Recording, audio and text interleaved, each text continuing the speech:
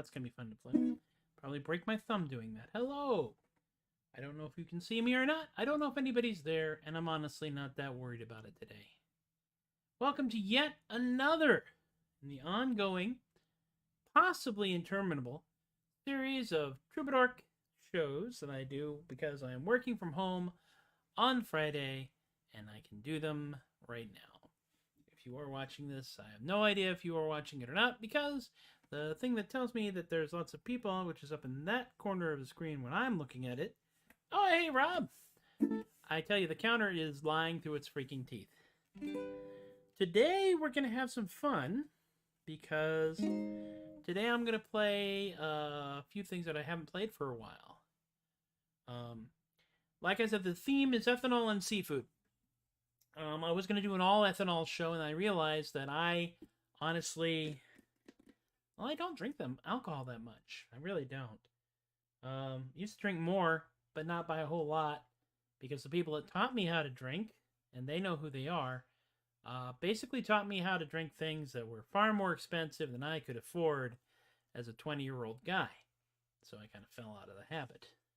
We lived not too far away from the sake distillery in Oregon, and that was fun because we could go and do sake tastings. We actually got to see them bring in an actual Shinto priest to bless the sakeria, the place they make the sake, and they introduced me to something we came to know as the amimosa, because we had it was basically unfiltered sake plus orange juice and / tang, depending. Very tasty, very nice. kind of potent, but not quite so potent. Ah, I see one thing that does need to be fixed, because it really is not a Tobias the Adequate Troubadork show without at least one dumb, easily preventable technical issue. Let's just fix that number. There. There we go. Show number 311. That's where we are. We have done 311 of these doofy things. I'm as amazed as anybody, to be honest. And, Rob, I think you're going to be happy with this, because we're going to start it with a Jolly Beggar tune. I have a significant disadvantage is there's only one of me, and there were 4 of them.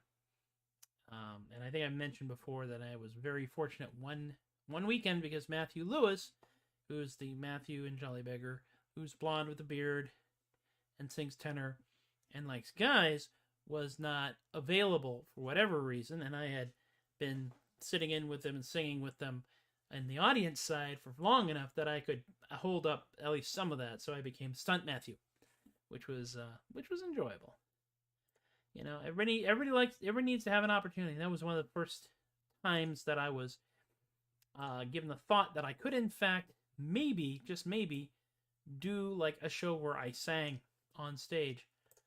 There were lots of other people who were telling me don't do that, I should not do it, but mostly because I couldn't sing in their key. And now here I am. A man sitting alone in a room, in a house, in an undisclosed location in San Antonio, Texas, about to sing a Jolly Beggar tune. It's called Arky's Toast, and apparently it's very popular among the Morris dancing contingency. Whereas Morris dancing here in the United States tends to be a drunken brawl during which a dance breaks out. Jingle bang jingle. Oh, I do not do jingle bang jingle well. You know who does jingle bang jingle well, though? I'll tell you this, Rob. There's a group called Queen Anne's Lace. I'm pretty sure they've got some videos out on the interwebs, on the YouTubes, and they do a fantastic version of Jingle Bang Jingle, and they also do the Chandler's Wife. And they've taken to the point where they will just do Chandler's Wife, and they'll just hit a theme, and it'll just be meme, all on the same theme. They did a Star Wars Chandler's Wife using Star Wars quotes, and that was bewildering, to say the least. So, quick sip of a non-alcoholic beverage. Because hail, hydrate. And we'll drink to the downfall of tyrants. We'll drink to Christ the Lord. Drink to the 12 apostles who preach his holy word. Holy word, Batman. We'll drink to the saints and martyrs, B flat, in the dismal days of yore. And whenever our tankards are empty, we'll remember once more. And whenever our tankards are empty, we'll remember once more. We'll drink a health to the king, me boys. We'll drink a health to the queen. We'll drink to the royal princes wherever they are seen. One's usually hiding behind a tree. We'll drink to the dukes and duchesses, B flat coming, and all their loyal men. And whenever our tankards are empty, we'll fill them up again. And whenever our tankards are empty, we'll fill them up again. We'll drink a health to the landlord of this glorious harvest feast. We'll raise our tankards high, me boys, to the strength of malt and yeast.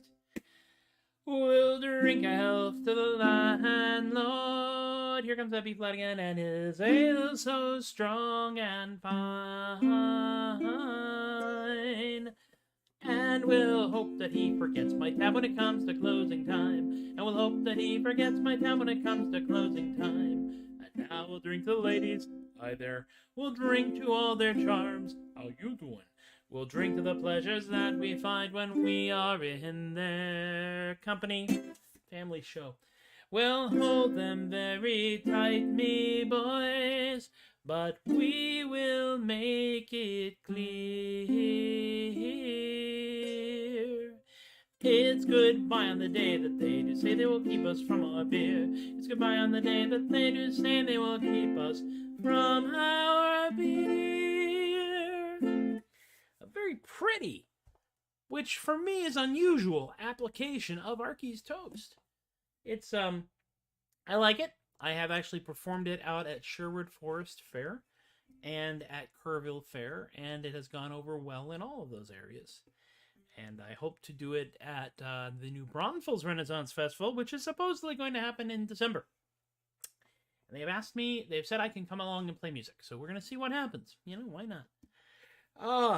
Queen Anne's Lace are a lovely bunch of nice ladies, alive and a pretty lady with a thing of singing to Haven. I am very happily friends with all of them, and I think we may be related to two or three of them. There's a couple of them where it's just we see each other and we just bounce off each other so well that we say stuff like, there is no way that somewhere on the mists of time one of your ancestors and one of our ancestors didn't say, how you doing? In Aramaic, probably, because, you know, that's just the way it works. What else has been going on? Well, I will say this, and I will announce it here, because I have been posting on social media, that for the past week and change, my legs haven't hurt. I've been able to go up and down stairs. I've been able to get up and sit down. I've been able to get on the floor and get up. I've been able to get on the floor, lie on my back, work underneath a conference room table, because that's something IT does sometimes, and then get up again and not hate the world. And it's been amazing. I'm not sure why it's working as well as it is. I think that we just happen to hit the right mix of medication and things that I'm doing, because I now have a watch which heckles me and tells me to get up and move around. And if I do like 15 minutes of exercise where my heart rate goes up, my watch says, yay, you're probably not going to die. And I say, yay, I'm probably not going to die. And we're all happy about it. And I've been doing that for about 2 weeks now. I have not weighed myself. I believe that I will be reducing my overall mass, because there are some things you gotta weigh less than 300 pounds to be allowed to do. Like the indoor skydiving thing. I want to do the indoor skydiving thing so bad, because I love the idea of flying, and I hate the idea of plummeting to the ground, because I've done that at lower heights for so much of my life. I just want to be somewhere where F equals MA is not as much of a limitation as it used to be. I do feel a lot lighter. I've made like one very significant change in my entire eating habits. I have like a meal bar for lunch when I'm at work, because it's really easy to do that. And that means I don't go out and spend, $12 on 5,000 calories. And I can still have a snack here and there during the day and not feel stupid. Magic knee dust and special heart juice. Yeah. I tell you, it has been kind of amazing, and the biggest challenge is to make sure that I can continue to do this in such a way that the change and the overall reduction in my mass becomes more visibly obvious. Right now, it's just the fact that I can walk fast. I haven't run, because I'm not crazy. I can also go up and down stairs. I am often tired when I get to the top of the stairs, because I am still heavy, but I am doing much better. So, what a way to go from that to a completely unrelated segue in which I talk about a song which haunted me for many, many years. A long time ago, back in the great distant past of Tobias the Adequate, I went to college at UT Austin, and my father was living in Franklin, Tennessee, doing business in Franklin, Tennessee, which is a little tiny. Franklin's been getting some very unfortunate press lately. It's about half hour outside of Nashville. It's just south of Brentwood, which is where I used to live. And because my father was a boat guy, he knew a guy who had obtained a marina. And for a summer job, my very first summer job out of college, freshman year of college, I got to spend 3 months in Tennessee, living in a condo in Franklin, Tennessee, and driving 2.5 hours to Lake Percy Priest in Tennessee, just north of Nashville. And it was that's a TVA, Tennessee Valley Authority, man-made lake. They dammed it up and they flooded it. Now it's a lake now, and a lot of people have boats out on that. And I would drive up there every morning at 4 o'clock. in the morning. And about 5 o'clock every day, without fail, the college station I was listening to would play this song by the Jazz Butcher Conspiracy called Drink. And it was like their national anthem. You know, all rise for our national anthem. And it's this lovely ode to ethanol. And this song haunted me for many, many years afterwards, because this was before the internet. So I could not, in fact, get the lyrics to this. And I couldn't remember the name of the band. And I couldn't remember where I found it. And the music stores were not helpful. So it just kind of haunted me for many years. And about a year and a half after we moved back here to Texas, we hooked up with my wife's friend, Jonesy, who was a disc jockey, and Jonesy found the song. And then I was able, because we now have the internet, I was able to look up and locate the chords for this song. And so it is with great joy and a little trepidation, because I know a couple of these chords are kind of funky, because the song is by the Jazz Butcher Conspiracy. And as a jazz song, it has chords that most rational human beings are not particularly equipped to deal with. Things like F sharp minor 7. Good chord. B, add 9. Oh yeah. So that's going to like destroy me. And I may just start going from here to here. But you'll hear that all when we get there. There's also a lovely introduction to it. A wonderful noodly thing, which I have no confidence in my ability to play at this moment. So we'll just start with the opening chord, which just happens to be an E. I'm broken-hearted with all that entails. It'll take some concentrated drinking to keep me on the rails. I have to hide my face, I have to hide my shame. I don't wait till I'm sober, till I get drunk again. I drink at home, I drink out, I drink in cocktail bars. Falling down, seeing stars, it suits me. It suits me. Falling apart in bars, I like to suffer for my art. Just one more before we part. My oh my, I can't complain. It's only heavy drinking that keeps us on our feet. Oh my, I can't complain. If it weren't for heavy drinking, we couldn't bear the pain. My, the days go by. I never can forget her, though goodness knows I've tried. Believe me, going astray in all the bars from here to Mandalay. They never close, we never pay. I don't like to think about how much I drink. It's a habit that's out of control. Oh yeah, I hope I never get dry before I get old. Bridge, here we go.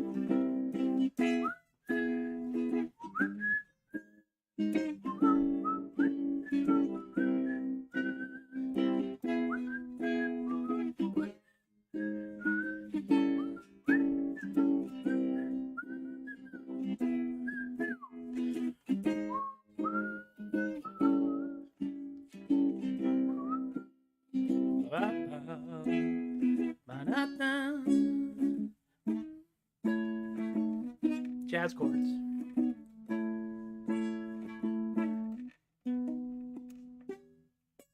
Almost made it. My oh my, can't compete. It's only heavy drinking that keeps us on our feet. Oh my, I can't complain. If it weren't for heavy drinking, we'd never play Sweet Jane. My, the days go by. I never can forget her, though goodness knows I've tried. Believe me, falling apart in bars. I like to suffer for my art. You believe it's about 4 years since this dumb live stream got its start? I don't like to think about how much I drink. It's a habit that's out of control. Oh, yeah, hope I never get dry before I get. Hope I never get dry before I get. Hope I never get dry before I get old.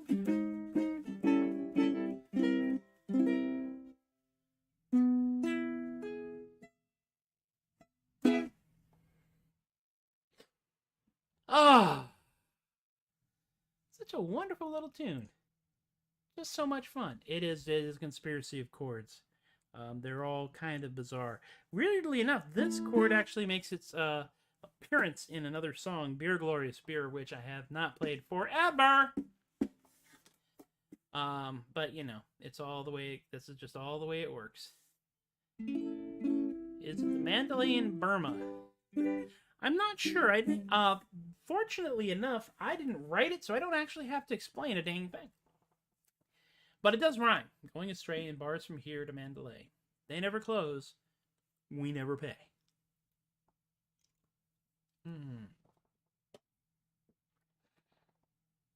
Now, getting into the jazzy nonsense. You know, as I was playing, like, yeah, I mean, this is some truly goofy things. There's, you know, G minor, G sharp minor, F minor 7, F sharp minor 7, B add 9, but and A7 and C7, which are one finger wonders. If you ever want to play a lot of jazzy chords and you're okay with doing most of the basic ones and not getting really stupidly esoteric, a ukulele is certainly one of your better bets, because that's an A7, that's a C7. G7 is not too heinous. G7 is like that. D7 is this one. E7 is right there, which is kind of nice. F7 is surprisingly non-hard. And speaking of 7th chords, the next song I'm going to play is loaded to them to the point of collapsing, because it's also based on an internet thing that was posted a long time ago, well, a long time now, about 2-3 years ago, about how tautologists, those who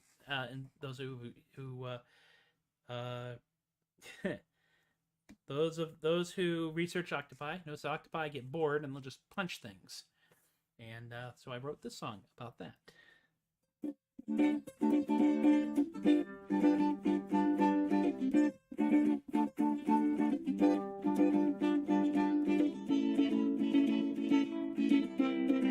Oh, Fishpuncher the octopus punches fish.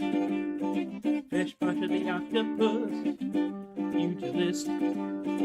He wants to start a fight, don't know how to do it right. Oh, Fishpuncher the octopus, he punches, he punches.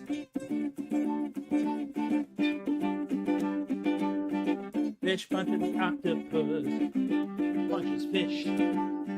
Fishpuncher the octopus, pugilist. He hasn't got a beef, beats a fish just to get relief. Oh, Fishpuncher the octopus, he punches, he punches.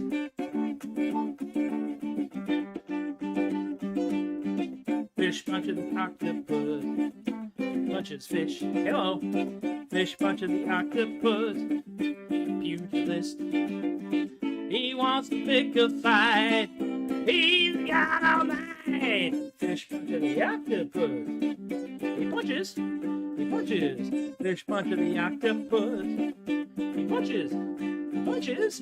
Fishpuncher the octopus, he punches, he punches. Fish.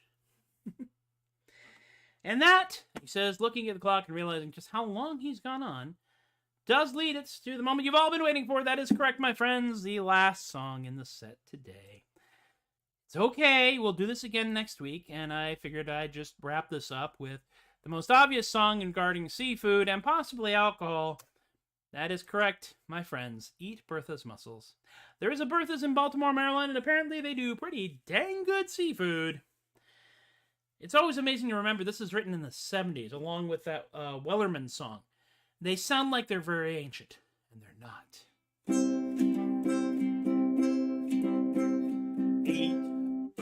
Bertha's mussels. They're the best there is by far. You can eat them in the dining room. You can eat them in the bar.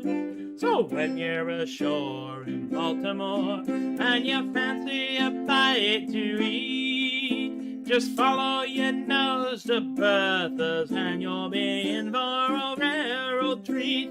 Well, a sailor came to Bertha's with a problem most severe.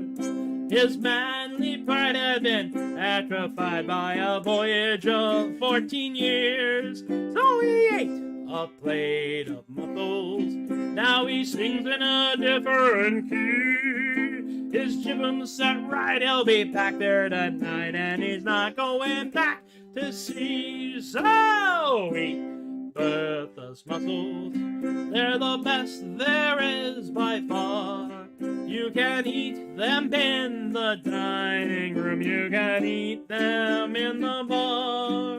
Oh, when you're ashore in Baltimore and you fancy a bite to eat, just follow your nose to Bertha's and you'll be in for a rare old treat. Now a lady came to Bertha's who wanted a daughter or son. The doctors had said with a shake of their heads that she couldn't have either one. So she ate a plate of mussels and went home to her husband dear. She tuned up his cruth, and to tell ya the truth, they had triplets the very next year. So eat Bertha's mussels. They're the best there is by far. You can eat them in the dining room. You can eat them in the bar. So when you're ashore in Baltimore and you fancy a bite to eat, just follow your nose to Bertha's and you'll be in for a rare old treat. They will cure your diarrhea, thank God, cure your constipation too. Just swallow a box for the chicken pox, for the measles or the flu. So if you fancy a healthy life, get your daily dosage straight. A plate a day of Bertha's mussels and you'll live till you're 98. So eat Bertha's mussels, yum! They're the best there is by far. You can eat them in the dining room. You can eat them in the bar. So when you're ashore in Baltimore and you fancy a bite to eat, just follow your nose to Bertha's and you'll be in for a rare old treat.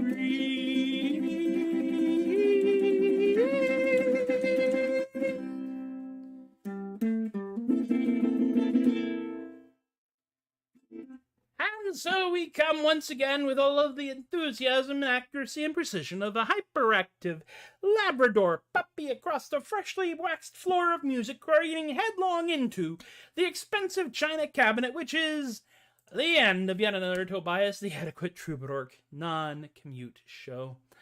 Thank you for hanging out with me. Those of you who hung out, Rob here, of course. Thank you, Rob, for hanging out with me, because without you here, this might have been rehearsal. I'm not above rehearsal, but you know, I kind of like to have at least one person to bounce this kind of goofy stuff off.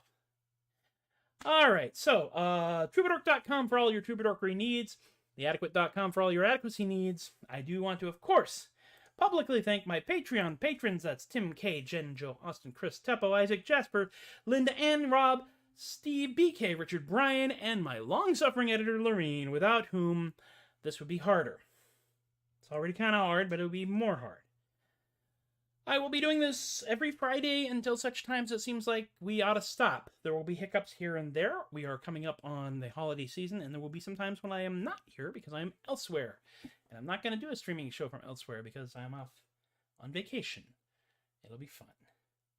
Steampunk November coming up in November. New Braunfels Renaissance Festival in December. Kerrville Renaissance Festival in January and February. With any luck, Sherwood Forest Fair probably in April. Beyond that, I have no clue. Your guess is as good as mine, but I'll continue to be here until such time as they tell me to stop. So be good to yourselves.